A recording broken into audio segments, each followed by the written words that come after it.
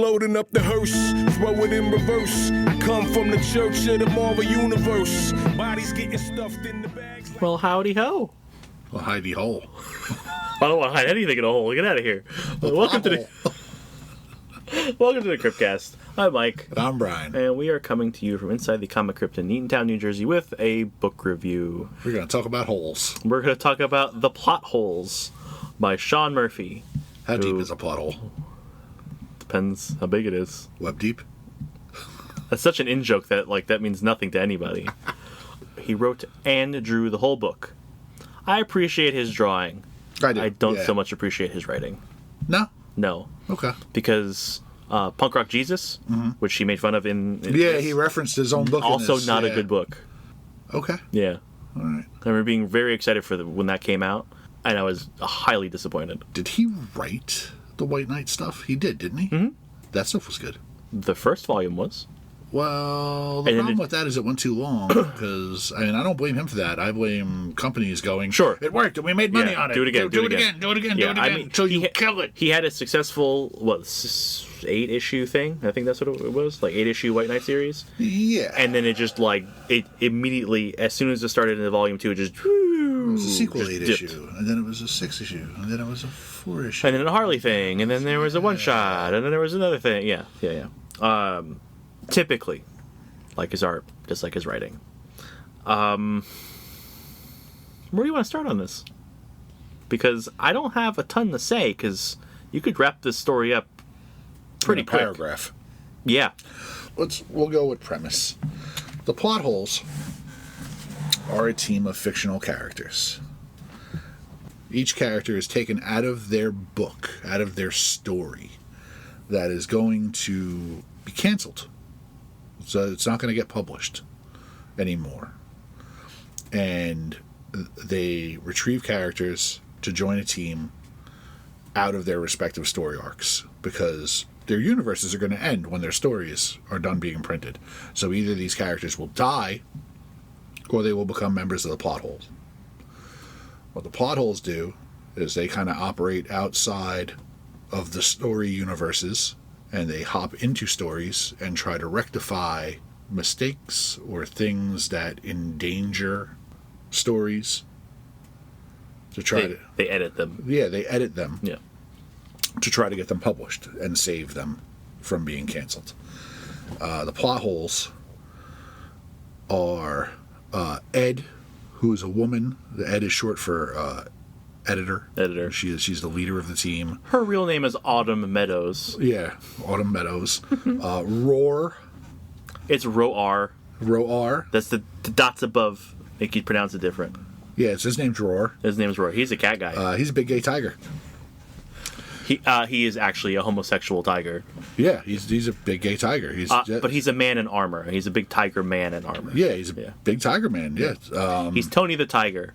And he got, shunned out of his... We don't need to go into all that. It does not matter. It does. But he's royalty in his world, and his father disapproved of his sexuality. Nobody's backstory means anything. You know what kills me about Roar? I'll call him, yeah. Ooh, baby, he likes it raw.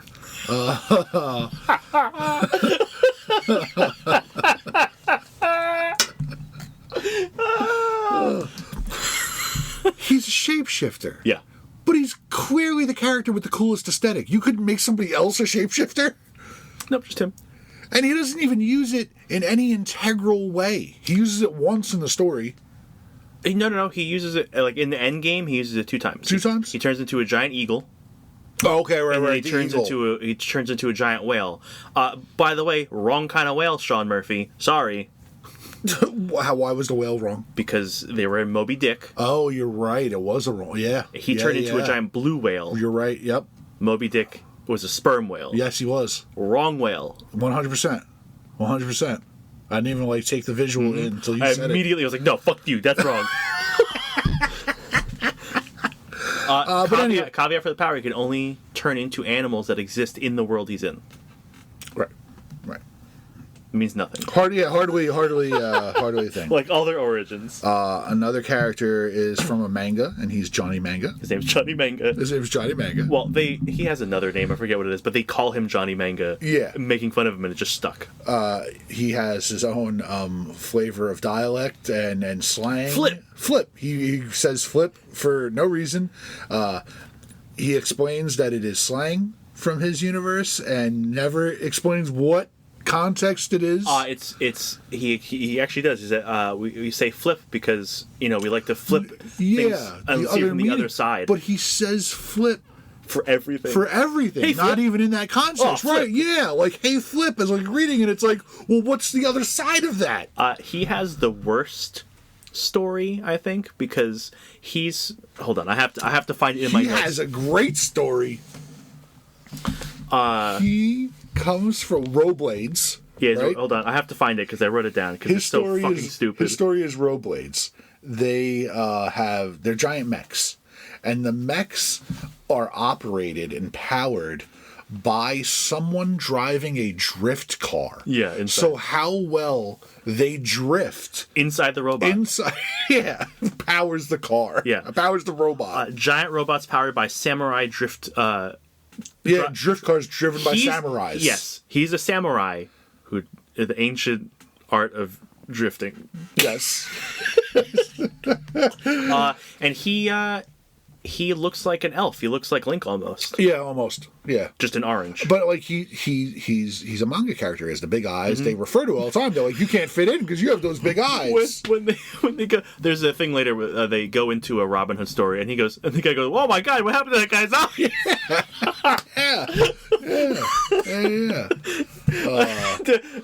And they have to come up with an excuse, and he goes, and they go, "Oh, he was cursed by a wizard, by the sheriff of Nottingham." Yep. And he said, "What words did they say?" And he said, "Pokemon manga hentai." Yeah, Pokemon manga hentai. Another character is like a little elf or boy named Kevin. He looks like a Christmas elf. In his universe, he was like a 1930s comic strip character who had a pet polar bear, a cute little polar bear. Calvin and Hobbes. It's Calvin and Hobbes. Just Calvin. It's drawn in that style. There's even a variant cover when it came out in single issues where he is riding a wagon, a little red wagon, like Calvin would do with Hobbes. Mm-hmm. But he is a vulgar, shit-talking asshole of a character. He's very bitter, but it's like that gruff exterior to like kind of... Because he came out of a book that never got published because the writer who drew the comic for so many years turned out to be like a xenophobic bigot. Right. And that last one was never published, but that's how he was written, so that's how he is. Yeah, and his polar bear died. Yeah. So he's, Yep. And he's best friends with Roar. Yeah, he's best friends with Roar because he's a big tiger. Makes sense, right? Yep. Yeah. It's a new furry friend. I think Kevin's the best character. Kevin's fun. He's like the Rocket Raccoon. He's a shit talking. Exactly. He's constantly making fun of everybody, but he has his moment of like, nah, I like everybody. You're okay. He has that moment. Everyone else is just kind of bleh. Razor or Razor. Le Razor. The Razor is a quite attractive vampire assassin. Pirate. Yeah, she's a vampire pirate. She has lots of commas. Because her origin is crazy. Yeah. She's the illegitimate baby of the wife of a plantation owner during slave times. The plantation owner kills the mom when he finds out. She runs and goes to be a pirate. Yeah, she runs off to be a pirate. She learns all her assassin skills from the pirates. Then gets turned into a vampire. It's crazy. And she is plucked out of her timeline by Ed, along with another character named Surge, who was a super villain in quotation marks. He's a comic book villain. He's kind of a hero, but a comic book villain. Well, Surge has electric powers, clearly, by the name Surge. Mm-hmm. He was trying to save his daughter. He's Mr. Freeze.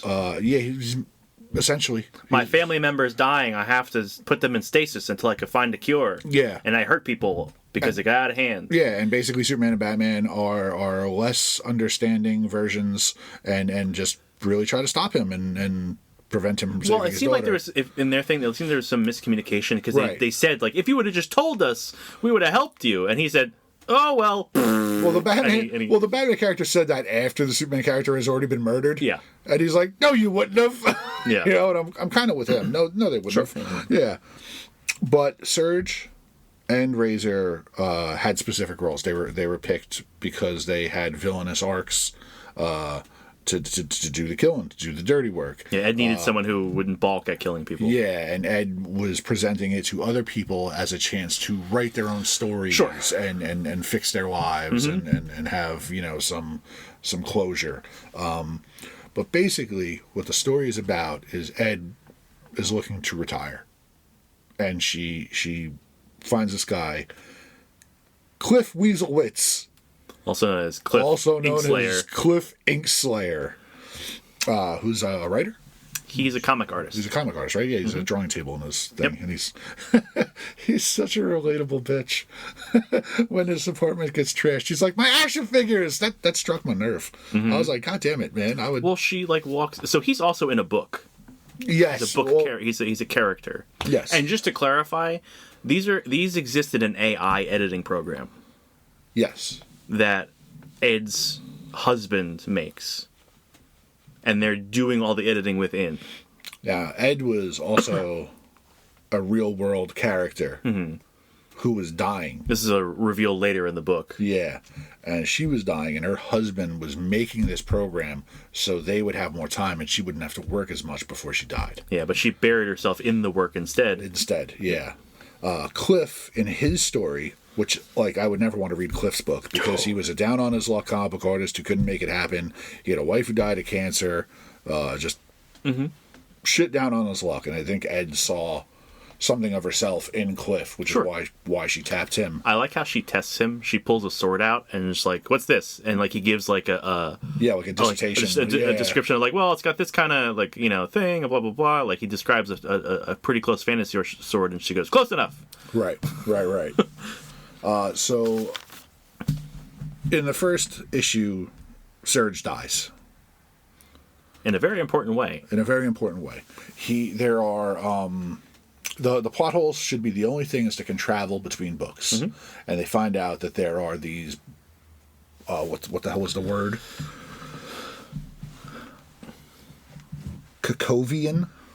Cacovian worms. They refer to them as bookworms after that. Yeah. So there's so that's not strictly true. So yes, they call it a bookworm. They were in a sci-fi novel Right. when we first meet them, and they're dealing with like standard little green men, right? But then they are flying through space, and they make contact with the Cacovians for something. Like they have Roar turn into one to like get like through, right? Yep. But Surge starts to overload. One of the Cacovian worms, which is like a thing within the book, attacks the ship, and he gets zapped by one of the surviving little green men, and he dies and merges with one of the Cacovian worms. He then becomes a bookworm who can now travel between the books. Right. Like not all the other Cacovian worms can do it. He is the only one. Yeah, Surge is special, Yeah. but he is basically destroying books. Yeah, he's going book to book and like fucking things up. Yeah. Not in like I'm doing it on purpose, like misplacing stuff. Like literally just going, I'm a big monster and destroying things. And the plot holes have to stop it. Cliff's the new recruit, and that's it. That's basically That's it. the book. Cliff thinks of some cool out of the boxy type shit. He is very overwhelmed in the beginning, to say the least. Oh, he's like, I think I'm having a panic attack. Yeah, he has Like, a panic few attacks times. several times. He does not get the gravity of what's going on around him. He actually picks it up fairly quickly. Well, after the conversation with Manga Johnny, right? Johnny Manga. Johnny Manga? Get it right, goddamn. Oh, whatever. Johnny Mango. Chris Kattan? So Johnny is like showing him around in the beginning of the book. It's like issue 2, and he tells him his story. And when you get the whole flashback story, you do get backgrounds on all of them individual, which is cool. They each get a couple of pages about their story, yeah. I do like that. Yeah. And Johnny's, talks about his master dying and his friends and his world being destroyed, and and Cliff flippantly kind of just goes, it's just a story though. No, he makes fun. He's like, oh my god, that is the worst thing. Like samurai drifting, blah blah blah. Yeah, he's talking shit. Yeah. He's like, that's all the worst manga tropes in one thing. He goes, haha, that was terrible. Ha ha. Yeah, and then Johnny's like, yeah, but like it was fucking real for me, bro. Yeah. And it, yeah, he says like, my family was like crushed and like my sister died and like he's had like you could see the pain on his face. Yeah. And like I think from then on he kind of like gets it. it. He starts to get it a little more as it goes, because he does the detective work. He follows Ed. He finds out that Ed was who she is. Yeah, who she is. Her whole background. Razor and Surge were close. She's bitter and angry when Surge dies, and Cliff kind of because Surge was the one who brought her in, right? Specifically, right. So she was close with him. She like later in the book tries to save him. Yeah, because they were both like pasted as the villains too, so they had that camaraderie too. Even on the team, they were the outsiders. She actually gets like Surge to like break with the worm for a little bit, and they have a conversation. But he's like, no, fuck it, I'm gonna destroy everything. So, and even then, she like towards the end of the book is like, I want to try to save him, but if we can't, I'll be the one to kill him if it comes to that. Right. And everyone's like kind of pushing against it, but yeah, so they were close. Cliff comes up with some good ideas. There's fight bullshitty comic things. You need bullshitty comic weapons. He is an outside of the box thinker. Yeah, and that's why like Ed brought him in because he'd be able to take over for her with the ability to edit and kind of have that mindset because he does things that like she would never thought of. Like, so when the books come in, they're literally like sitting on a bookshelf. Yeah. Right? And they're in order. It's the most brilliant part of the book. Yes. The most brilliant part of the book is he thinks to reorganize the books. Mm-hmm. He puts them in a different order. He puts them in a different order, so as the worm makes its way through the books, it's now got to go through a certain section of books where there aren't a lot of collateral damage people. Right. There's not a lot of people to put in harm's way, and they can seemingly get to it before it gets to books that are more populated. Yeah. I thought, honestly... He gets to go in a book, they get to start in a book where they can get weapons, which is the Star Wars book. They get speeders, I thought that was the most brilliant thing in the whole book. Well, it's like, what if I just fucking mix them up on the shelf? Yeah. Like, everyone like, whoa, no way, you could do that? You move books. Like, yeah. Like, it's something so simple, but at the same time, as a reader, you're just like, oh, shit. Like, I never would have thought of that in that fucking instant. Sure. But it's not something that, like, we were shown that could, you know what I mean? Like, there was no, like, leading up to that. He just like, and I had an idea. I know we disagree. We spoke about it a little bit earlier, but I wouldn't have minded a sequel to this. I'm good. I know you're good. I'm solid. I know you're good. But I liked all the characters. I liked every one of the characters. There was nobody I didn't like. I also liked all the characters. The best part of the book is there's interesting character design. It has an interesting concept. It just felt super flat. I'm just saying, I would have appreciated a one-shot on all these characters. I think the couple pages they got did more than enough. Because you're getting a one-shot about these couple characters. You're getting a one-shot about a specifically terrible story. But if you want to go read 5 terrible stories? Yes, I do, because it makes me more emotionally invested in what's going on in this. Even I wouldn't want to waste the time. I would. This has the same pacing as an event does. Yeah, where everything is just it keeps moving, but it's very shallow. But that's what I'm saying. I believe it could have more depth. I believe it could have been way more emotionally investing if you had... Put that in the book. Don't make me have to go outside the book to go get it. Put it in the book. Then, if that's the case, then this book should have been 8 issues or 12 issues instead of 5. Mm-hmm. And you should have, like, did an every other issue thing where every other issue was, like, main story and then background on a character fully. Again, I don't think the background would have done it. It's just there was no time to get attached to people. There it goes, like, oh, that's cool. Oh, Kevin had a little arc. Cliff kind of grew up. But that's what I'm saying. Ed kind of had a realization. Everyone had a little thing, but it wasn't enough for me to give a shit. Well, that's what I'm saying. I like enough of them enough that I would have enjoyed more story. I would have cared more if they gave me more. You need to, like, if Roars was so close to his dad, and they give you the childhood of him coming up, and him and his dad are inseparable, and then he had to get married. Yeah. Like, where's that conflict? Like, you're making me get married to a woman. I'm a gay man. Like, yeah, but no one knew. I know, but like, have him come out to his dad, have like that fucking conflict, and then have him have to walk away from his kingdom and his story and his whole fucking thing. I wouldn't give them more time in their stories again, because you're dealing with bad stories. I don't give a fuck. We got all their stories, and the 1 to 2 pages they all got, and I got it perfectly. Thank you. I lengthen this story and make me get attached that way. Lengthen this story a little bit. Like you said, add 3 more issues. A wise man once said, bad things happen in good stories. Yeah. It doesn't make them bad stories. I didn't say that. I'm saying they're bad. The book told us they're bad stories. They're not bad stories. Bad things happen. happen. Because they're being canceled? Yes, they were so bad they couldn't be published. They had to get canceled. Well, one was canceled because one was a bigot. And, yeah, whatever. Well, I'm just saying, like, you know, like, where I want to see the flip from cute, adorable little Kevin to cynical asshole Kevin. Bad things happen in good stories is not the same as a cool thing happened in a bad story. I don't give a fuck about a bad story. Cool things happen all over the fucking place. I'm not wasting my time reading a bad story. This book was not a bad story. It was just a meh story. It was flat. I wish there was more. Don't dive into their backgrounds. Give me more of this story in the editor thing. But that's the thing. I'd like to see it move forward with Cliff as a new editor. Nope. Yeah, Mm-hmm. I mean, the book does end and he like recruits a new team. He's got like a warrior knight lady. He's got a Conan the Barbarian. He's got a Greedo. He has Zorro. Like, and he changes the whole system. Yeah. Like he overhauls the whole thing. Come on, you don't want more of a Crom and Roar? Roar complimenting how snugly the fucking costume fits. Kevin was like, Crom? "Hey, get a room." Come on, yeah. Stop it. Conan, Tony the Tiger. I could have easily read more of ship. this.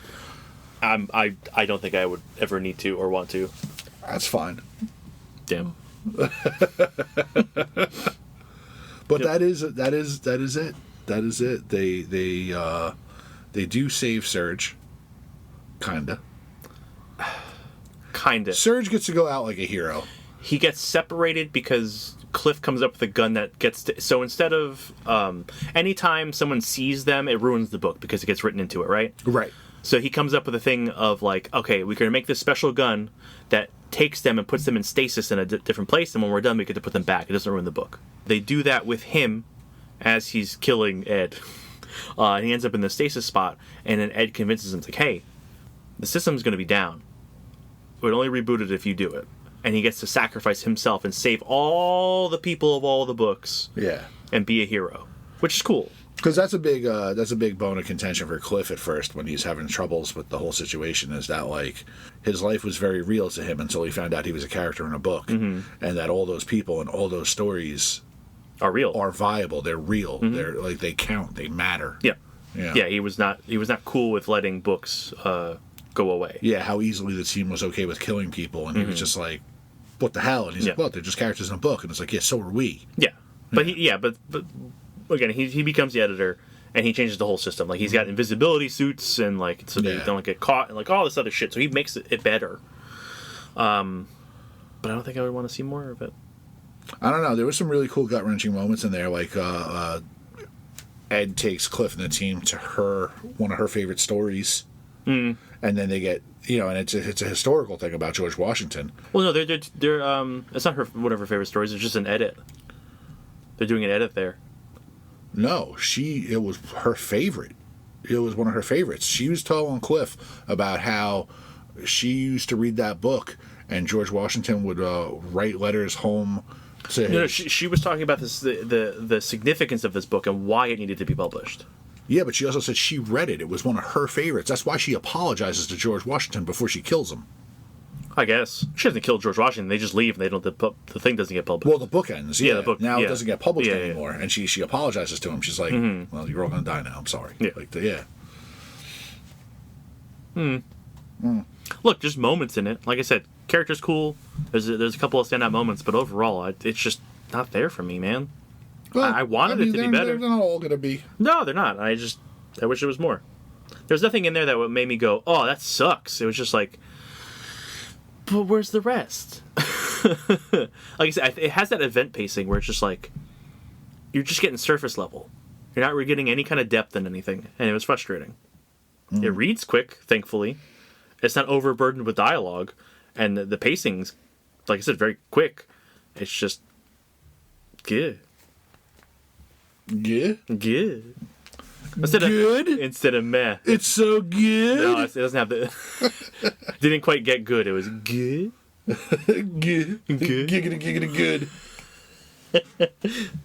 Yeah, I don't really have a whole lot more to say about it. Like, No, there's not much more to say about it. yeah, This is another reason why it's so good. yeah. I already said all the things that stood out to me, right? Like, I got nothing. I also like his shirt. Yeah, The drawing nub that makes the skull. it's a Nib. pen nib. Nib. You can draw 'em with nubs. Yeah, nubs of my fingers. Prick blood and draw. Yeah, he's got a pen nib on his shirt and a golden skull. Yeah, it makes the nose to the skull. It's cool. He looks like a grown up Joe the Barbarian, He does. He does. and he's not. It's just the way Murphy draws, but it looks like it. Well, they both have very impressive action figure collections, so who knows? Maybe And that it is. cool, Maybe he changed his name. that cool messy hair. He moved out of that goddamn town where everybody thinks he's a psycho and changed his name to Cliff. Yeah. Cliff wasn't diabetic though. Also, Cliff was real. Joe was real. Joe was real. Joe was quote also unquote, and Cliff is from a story. So I think this is the shortest book review we've ever done. I mean, we covered it all. Yep. Yeah. Yep, we did. 5 issues in about a half hour. Wow. Yeah. I really feel like we were talking longer. Nope. That's it. Because talking to you just feels like an eternity. So that's it for plot holes. So Mike would say, don't read this book, apparently. I would say I don't think it's worth your time. Honestly, I don't think it's worth the time to read. I do. I think it's interesting characters. If you really like feeling bad about shit like I do, just terrible characters that had terrible things happen to them. Well, good characters that had terrible things happen to them. I don't know. If you're interested in Sean Murphy, there's other shit you can read outside of this that would give you a better vibe for what he does. So yeah, I would say no. I don't think this is worth the time to read. I think it's very comic booky. It has It's super. It's extra meta. Yeah, extra it's very meta, lots of comic-booky. comic book tropes. I definitely liked it. Being in on the comic book jokes. And like I said, all the characters. I liked all the characters. All the characters have tragic stories, and it ends on that glimmer of hope. So Sure. Yay! If you would like to give us a suggestion for a future book review, you could do that at. Yeah, please do, because apparently Mike doesn't like books I pick. It's only happened like 2 times. What books that I've liked? The books that you've liked that I picked? What do you mean? Well, usually you don't like what I pick, so What are you talking about? We're cool on like most things. I didn't like Secret Wars. I didn't like this one. nobody likes Secret Wars. Anyway, thecomiccryptcast@gmail.com is where you send those book reviews, please. Think you didn't like Secret Wars? Wait till we read Crisis. Let's not talk about it. You can follow the store on Instagram and Facebook and check out all of the graphic novels and other goodies that come through the store on a regular basis. Well, Crisis was a threat for last year, right? Crisis was a threat from last You year. keep threatening me. That's what I'm saying. But I'm books. saying, like, it was supposed to be this year because Secret Wars was last year. Use right? it as a revenge pick when I make you read something you hate. Listen, it didn't happen already because I don't want to read it. Perfect. We're gonna have to read. We have like once a year. We have to pick like an old thing to go over like that, and just like, all right, Yeah. got to do it. Yeah. We did Secret Wars. We're gonna have to. I guess it has to be Crisis. People eventually. love Kingdom Come, and I don't like Kingdom Come. Okay. We have to review that. That's classic. Yeah, we'll get there. Yeah. Not if I have anything to say about it. Go read this book, maybe. I would read it. It's pretty. Then you say it. Go read this book.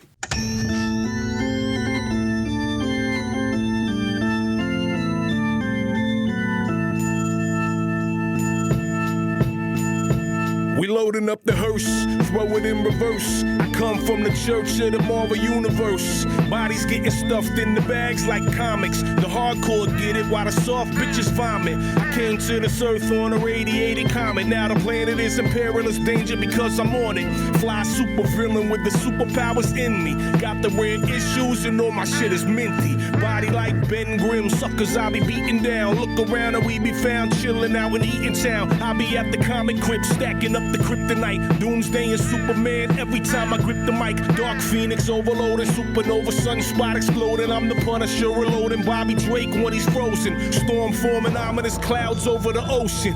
Working with Professor X to master my emotion. Have you posing in the box whether you know it or not. I'll easily bag your bitch like Logan did to Scott. Mr. Sinister plots when I administer shots to clone Gene from a jeans. Then this shit'll get hot like Inferno. Burn slow, humans are ash. God loves, man kills in the days of future past. Now I'm working on a science lesson. Me and Brian Stratton, a rat in a cage who can't stop buying X-Men. Like a flower that blooms in the spring. You were beautiful.